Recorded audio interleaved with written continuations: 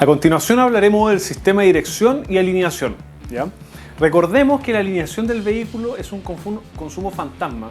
Generalmente en los cálculos energéticos no existe la ecuación que va a gobernar el comportamiento de eficiencia energética en la alineación. Por lo tanto, como criterio general respecto a este ítem, es mantener las 4 ruedas, si es que el vehículo tiene 4 ruedas, o las 3 ruedas, perfectamente alineada en todo momento. Una correcta alineación consiste en balancear todas las fuerzas por fricción, gravedad, fuerza centrífuga e impulso mientras el vehículo se desplaza. Todos los componentes del sistema de suspensión y dirección conforman y ajustan las especificaciones de la alineación. Asimismo, una buena alineación propiciará un buen funcionamiento de la suspensión y sistema de dirección del vehículo. Ahora hablaremos de los 3 ángulos fundamentales en la alineación de las ruedas para que el vehículo se comporte en forma eficiente. Como primer ángulo tenemos el camber, ¿ya? Este ángulo se llama ángulo de caída. Su función es distribuir el peso del vehículo sobre la superficie de los neumáticos para evitar el desgaste. Acá tenemos un camber negativo, es decir, ustedes han visto esos autos que tienen las ruedas, ¿cierto?, que convergen en un punto superior, ¿cierto?, están de esta forma. Eso se llama camber negativo. Camber 0 es las ruedas perfectamente perpendicular al suelo, ¿ya? Y también tenemos un camber positivo, ¿ya? Estas variaciones del camber no solo ayudan en la estabilidad, no solo ayudan en el desgaste, sino que también ayudan en la forma de manejo, ¿ya? También ayudan en cómo se recibe el impacto, ¿cierto? Quiebra el ángulo de impacto de un bache, por ejemplo, en todo el sistema. No es lo mismo que lo reciba de esta forma, perpendicular al suelo o con un ángulo de inclinación, ¿ya? Por lo tanto, regular ese ángulo y encontrar el óptimo del sistema no apela a una ecuación, simplemente es una solución empírica, ¿ya? En el periodo de prueba tú te vas a dar cuenta cuál es el camber óptimo para tu vehículo, y lo importante es hacer una tabla en el periodo de prueba de variaciones de camber y comportamiento energético de tu sistema. Otro ángulo fundamental es el ángulo caster, ¿ya? Este ángulo se llama ángulo de avance del pivote. Su función es dar la estabilidad y facilitar la dirección, ¿ya? Este ángulo es muy relevante, por ejemplo, en las motocicletas. Fíjense en la dirección de la motocicleta, obviamente adelante, tiene un ángulo de caída, que es este, ¿ya? Es un ángulo de avance del pivote, ¿ya? Donde al tenerlo, ¿cierto?, negativo, positivo, 0, hace que la rueda, si uno suelta la dirección, se tienda a centrar o facilita, ¿cierto?, la maniobrabilidad del sistema, ¿ya? Es muy relevante en las motos y es muy relevante también ese ángulo respecto a la orejita donde se sienta la rótula de dirección, en qué ángulo vamos a tener respecto, ¿cierto?, al eje de la rueda, ¿ya? Igual que el camber, no hay una receta única. Lo importante acá es tener la flexibilidad de poder regular todos estos ángulos, ¿ya?, con la llegada de la bandeja al chasis, para poder encontrar el ángulo óptimo para tu vehículo, que no es el mismo que el resto de los vehículos, sino que es un ángulo exclusivo para ti. Por último, el tercer ángulo importante es el TOE, ¿ya? Este ángulo de convergencia o divergencia, si tus ruedas, ¿cierto?, convergen o divergen. Su función es compensar los bujes de suspensión y evitar el desgaste del neumático, al haber mejorar la dirección y maniobrabilidad. Usualmente un auto con tracción trasera posee un TOE-IN o convergencia. Tracción delantera utiliza un TOE-OUT o divergencia. Es decir, ¿dónde está la potencia? Imaginemos que la tracción es trasera, ¿qué va a tender a hacer el auto?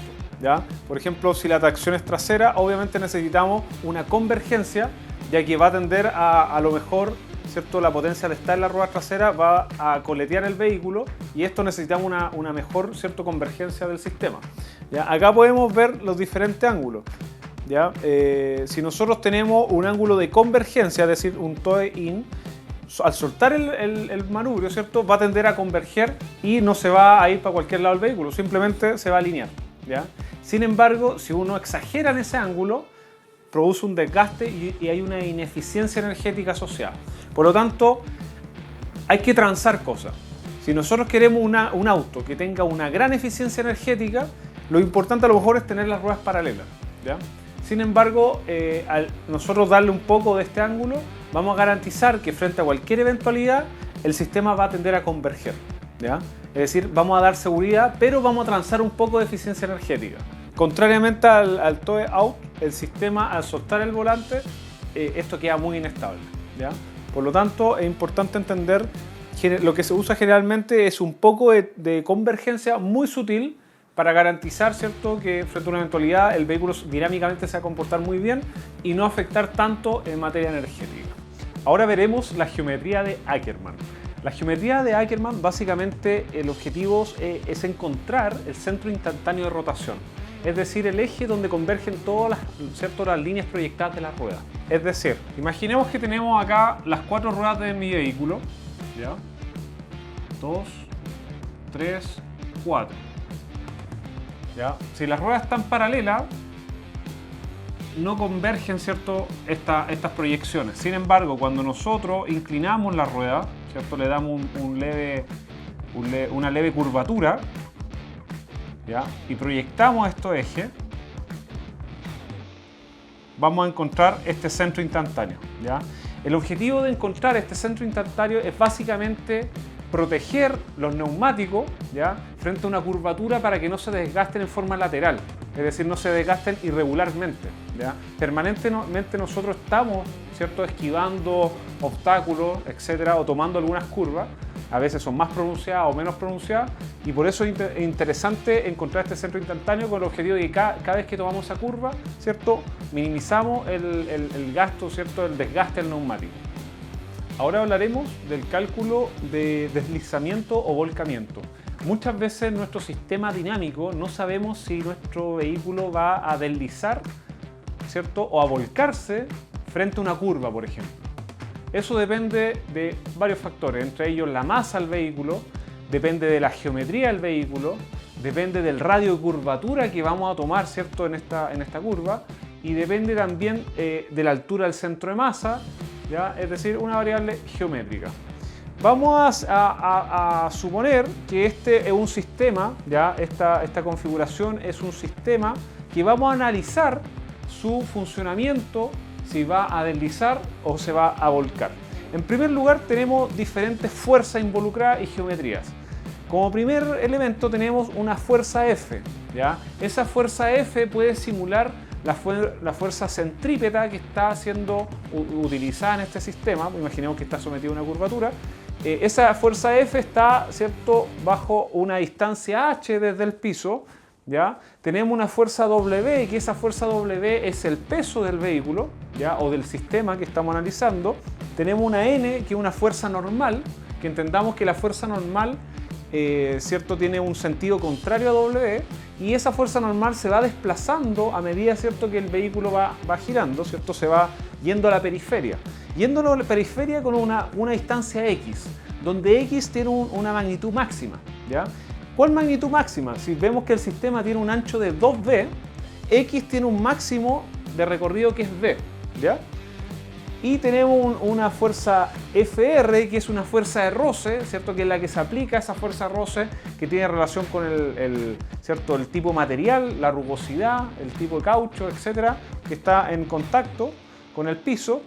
Y tenemos una altura del sistema que es H mayúscula en este caso, ¿ya?